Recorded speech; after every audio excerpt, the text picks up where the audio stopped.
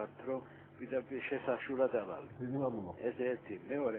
ეხლა თქვენ ახსენეთ ამ სააკაშვილის მე პრეზიდენტად არ მოვიხსენიებ იმას ეგრეთ უნდა მოლებია. ეუთროსა და ბაზრის სუბარის დათქმით საერთო მისიის პრეზიდენტობის ლეგიტიმურობა. ხელი არ აგიკანკალდეთ. ეხლა თქვენ არც ერთი იურისტი არ ბრძანდებით მან, ეს არის წაქეზება დანაშაულის. სამართლებრივი კვალიფიკაცია არის წაქეზება დანაშაულის, რომელიც ისჯება ისევე როგორც მისი აღმსრულებელი. თანამონაწილეობის ფორმებია ესე ნიუანსებია იურიდიული.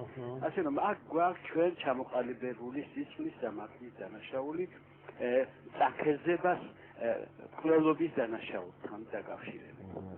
ეს არის იურიდიული ჩემი კვალიფიკაცია, თუ იმეს ეჭვებარება ჩემს კვალიფიკაციას. დიდი მადლობა. კარგად ბრძანდებოდეთ. დიდი მადლობა. დიდი მადლობა. არა, სწორი აბსოლუტურად. გადაშალეს, ეხლა ეს არის ალბათ ყველაზე მძიმე წაქეზების მაგალითი ხელისუფლების წარმომადგენლებიდან, მithumetes მისი ხელმძღვანელიდან, რომელიც პრეზიდენტს უდოდებს თავისავს და ჩვენს ვიზიარებს და ბიზნეს მოსაზრებას იმისაუბრებს, რომ ის პრეზიდენტი არ შეიძლება ჩვენ ჩავთვალოთ, იმიტომ რომ გაყალბებაზე კარგად ყველაფერი კარგად ვიცით და გვინახავს როგორც ჩვენი თვალით, ასევე საერთაშორისო ორგანიზაციების დასკვნებიდან გამომდინარე. რაც შეეხება გრაუს ფაქტებს ძალიან ბევრი იყო. მე მახსენდება განათლების სამინისტროში კორუფციას გაჭრილი ერთ-ერთი მათი დეპუტატი, სადაც მე არ ვიცი რა ხდებოდა, როგორ ხდებოდა, ვინ ვის აძლევდა ხანს თუ არ აძლევდა, მაგრამ თუ დასაჭერი იყო, ჩემი შეხედულებით ორივე დასაჭერი იყო, იმიტომ რომ იქ ჩანდა, რომ ის ადამიანი უბიძგებდა იმას, მოიტანა და ასეთი ძალიან ბევრი მაგალითი შეგვიძლია მოვიყვანოთ, როცა დანაშაულთან ბრძოლა უკვე გადადის წაქეზებაში და ხან ამ ასე ვთქვათ, ამითი სამხედრო ძალაუფლებას იმტკიცებენ და ადამიანების და საზოგადოების ტერორს ახორციელებენ, როგორც ეს სააკაშვილის შემთხვევაში იყო, ხანაც თავისთვის უსიამოვნო და არახელსაყრელ პირებს იშორებენ ხოლმე თავიდან. რაც შეეხება იმას, როგორ უნდა დამთავრდეს ეს ყველაფერი, რა თქმა უნდა, ერთი არის ის, რომ ყველა დანაშაული დაისაჯოს, ვინც უნდა იყოს იგი და ჩვენ ამას რომ მივახციოთ, მაგრამ ამას რომ მივახციოთ, ამის საჭიროა სოლიდარობის უფრო მაღალი ზრდის და მაღალი ხარისხის მიღწევა საზოგადოებაში. ამისთვის კი გარკვეული მექანიზმები დავამუშავოთ და მე მინდა გითხრათ, რომ ჩვენ საუბრობთ პროცესზე აგვისტოს დასაწყისი იყო ომამდე იყო ეს ადამიანთან, რომ ამ ქვეყანაში სამწუხაროდ საკმაოდ სუსტია პროფესიული თუ სხვა სახის საზოგადოებრივი ინტერესთა ჯგუფები. ამას სჭირდება გაძლიერება და მე ამ წუთში ვაკეთებ ესეთ საქმეს მაგალითად. ეს ვთქვი, ყველაზე დაუცველი ფენა საზოგადოების გარემოვაჭრეები, რომელსაც იწყებს ხოლმე ხელისუფლება დევნას და შეიწყვეტება საზოგადოებისა. გახსოვთ 2020 წლის რევოლუციის შემდეგ პირველი ვინც დააწიოყეს, ვინც დაარბიეს და ის უკმაყოფილება წაართვეს, რომელიც მათ ჰქონდათ საკუთარი შრომით მოპოვებული, საკუთარი ინიციატივით, იმის მაგალითად, რომ ისინი დაისახმებინათ, ისინი გააგდეს იქიდან, ეს იყო რევოლუციის პირველი მსხვერპლი. ამის შემდეგ წავიდა უკვე ზეწოლა მედიაზე, კომერციულ ორგანიზაციებზე, ექსპერტებზე, არასამთავრობოებზე, ჩვენი დაჭერები იქნებოდა პოლიტიკური ოპოზიციის დევნა და სხვა, მაგრამ პირველი დაიწყეს ამათგან, იმიტომ რომ შეყავს ძალე ხელისუფლება, რომელიც იწყებს სუსტის შევიწროებიდან თუ იგავა იმის შემდეგ ეტაპზე გადადის და შემდეგ და შემდეგ. იგივე მოხდა გაზაფხულზე არჩევნების შემდეგ, საპარლამენტო არჩევნების შემდეგ. გახსოვთ, პირველი ასევე დაერიან გარემოვაჭრეებს. მაშინ რახან ყველასთან მიმართებაში კონდეს პრეტენზია ვერ გაიტანეს, მაგრამ ეხლა როგორც ეს ყუა ისწავლეს, მაგრამ იგივე პრინციპით დაიწყეს გარემოვაჭრეებიდან, მაგრამ ნაწილ მიაზრდა.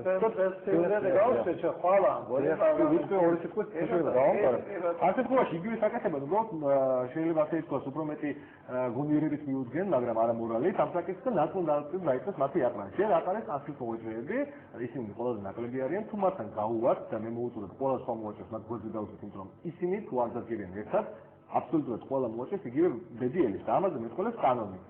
კერძოდ კანონპროექტი ლიცენზიების და ნებართვების შესახებ საქართველოს კანონში ცვლილებების და დამატების შეტანის საუბარზე. აი ეს კანონპროექტი.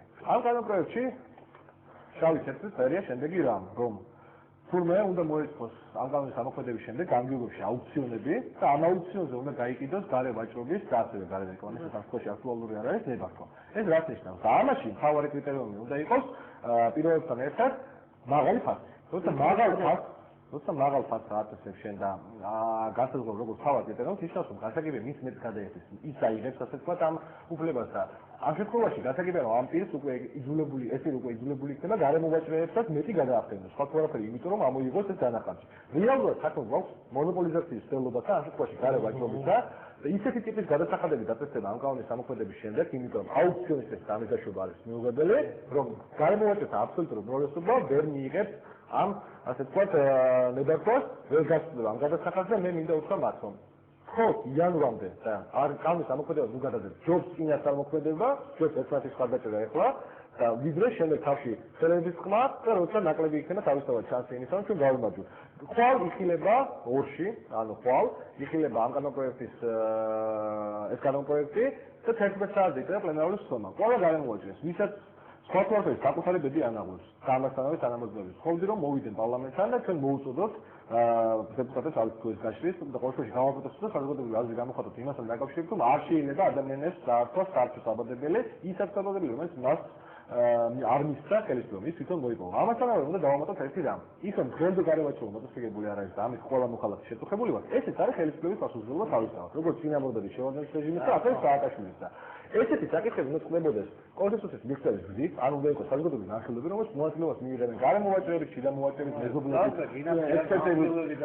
ესე უნდა ხდებოდეს. სხვა შემთხვევაში, ისინი მუშაობენ დაპირისპირებას, გაიქალოთ მიგული არის კონფლიქტოლოგი. ხომ მუშაობენ კონფლიქტოლოგიაში. შიდა კონფლიქტები არანაირ დაკლებ წვავია და არანაირ პრობლემატურია პირიქითაც, ვიდრე გარე კონფლიქტები. როგორ შეიძლება გლობალურად სახელმწიფომ ეს იაკეთოს, მაგრამ ჩვენ ყავს რეჟიმი, რომელიც მუშაობს გატიშე და იბატონოს პრინციპით და ცდილობს ესე გაუსწორდეს საზოგადოების ყველაფერს თავსავთ. აი ეს საათზე პარლამენტის შენობასთან ყველა გარემოაჩენს, ვისაც ადარდეს მომავალი, ხომ შევიკრიბოთ და გავაკეთოთ ეს საკითხი. ისევ შევაცვლოთ ეს გადაწყვეტილება.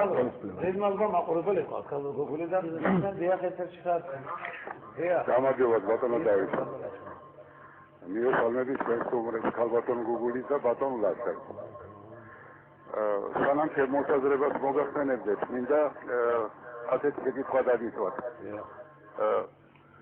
თუ შეიძლება მითხარით ერთი რას იკვლევს დავითაიას კომისია? შეგიძლიათ მითხრათ? კი ბატონო, მე კიდევ სხვა შეკითხვა რა გაქვს? შეკითხვა რა მოსაზრება მაქვს. ეს კომისია საერთოდ არის მე მგონი ხალხის საბუთად აგდება და გამასწრება. რას უნდა ან რა არის გამოსაკვლევი? ამოვიღოთ 7 აგვისტოს, 8 აგვისტოს გამოსვლები. მერაბიშვილი, რომაიასი, სააკაშვილი, სადაც პირდაპირ მიუთითებენ ესენი, რომ ყველა მშვიდობიანი მოლაპარაკება ამოიწურა ოსურ მხარესთან და იძულებული ვართ ჩვენ აღვადგინოთ კონსტიტუციური წესრიგი ოსეთში და ამიტომ გავეცით ბრძანება ომის დაწყებისა. უпростоრად ჯარებს გავეცით ბრძანება აღადგინოთ კონსტიტუციური წესრიგი ოსეთში. რა არის აქ გამოსაკვლევი? მადლობა ბატონო, ინვესტორებს ხალხთან გუგული პასუხს გასცეთ. არა, ნუ ახლა ყოველთვის თქვა ყოფილა, მაგრამ მე ესე იგი მინდა ეს რაღაცაზე კიდე ერთხელ თქვა, რომ ჯერ ერთი შიდა ამასთან დაკავშირებით, ნუ რაც უნდა ლაპარაკი, ხა დავითაიას კომისიას, მე მაგასაც იმას გითხრათ, აი უბრალოდ ვალდებული ვარ ხანდახან მოусმინო, თორე აი ერთხელ და უჯერო მოусმინე, არავის არის აზრი არა აქ ამას და მე კიდე ერთხელ განცდამათ ისეთი მეთქი, რომ აი მართლა ასეთი საკითხების გამო კი უნდა შეუტიე ხელისუფლებას, მაგრამ აი ესეთი რუსები დიდი ანგარიში შეფის აბუ აზრი არა ასეთი უცებ ეს სოლიდარობა მართლა აუცილებელია იცით ყველა ადამიანი მე ვამბობ რომ ქართველებს შეიძლება ამაში მართლა სოლიდარობა იგივე თქვათ კი სხვა ქვეყნებთან მეტრო რომ გაიფიცება არც ერთი თანამშრომელი ხარ მიდის აბა ეს მოახერხოთ ქართველებმა რომ ერთი კვირის განმავლობაში არავის სამსახურში არ წავიდეს 100 ტაქსმა იმუშაოს 100 მაღაზიამ იმუშაოს 100 ბენზინმა იმუშაოს არაფერმა არ იმუშაოს თქვენ ნახეთ რა აჟიოტაჟი მოყვება ამათ გინდა ქვეყნის შიგნით გინდა ქვეყნის გარეთ აი ესეთი სოლიდარობა უნდა იყოს რომ აი ერთიანი ვიყოთ და უნდა შეწუხდეს ხელისუფალის თუ გარედან მოსული სტუმრები და ყველა იმის რომ ჩვენ რაღაცას პროტესტს უცხადეთ აი ასეთ შემთხვევაში აქ მაგას და ასეთ შემთხვევაში კიდევაც აღწევენ ხოლმე და ასეთი რაღაცა საჭიროა იმიტომ რომ და ეს არის იცით რა ეხლა ეს დამოკიდებულება რაცა გარევაჭრს იცით სამინის განსამართო ერთი მხრივ იმის მანიშნებელია რა შეიძლება ბევრი ფული შეუნა უნდათ რა შეიძლება ჩქარა და ეს სადღაც შეიძლება იმედიც არის ცოტა რომ შეიძლება ნუ იმიტომ უნდათ რომ მე ეს ფული სადღაც სხვა ქვეყანაში გახარჯონ და გამოიყენონ მაგრამ არ შეიძლება ვიყრუება მე ყოველთვის ვამბობდი და ადრეს ვამბობდი რომ აი როგორც კი რაღაც არის მაშინ უნდა იყოს ამაზე რეაგირება იმდენად ხშირი უნდა იყოს ეს რეაგირება რომ იძულებული გახდნენ თუ არ გახდებიან იძულებული გახდებიან ბოლოს და ბოლოს იცით ესეთი იმიტომ რომ სხვანაირად ჩვენ სხვა გზა არ აქვს ერთიანობის და სოლიდარობის გარდა სოლიდარობა და ერთიანობა არის ნამდვილად გადამჩენი და არ უნდა ვიფიქროთ რომ აი ჩემთან არ და იქ ყველა სახლის წინ დაიჩოქებს ის ახლები ადრე თუ გვიჩა. აი ეგ არის. ხალხო კონკრეტული წინადადება მაგასთან დაკავშირებით. თუ შეიძლება მე წერან დავიწყო აღარ დავამთავრე. მე მას განზრახვა ამ შემთხვევაში დავეხმარო აი ამ კატეგორიას ადამიანებს და ამ ყველაზე დაჩაგულ ადამიანებს, როგორც გარემოაჭრები ქვია რომ შექმნა საკუთარი ორგანიზაცია.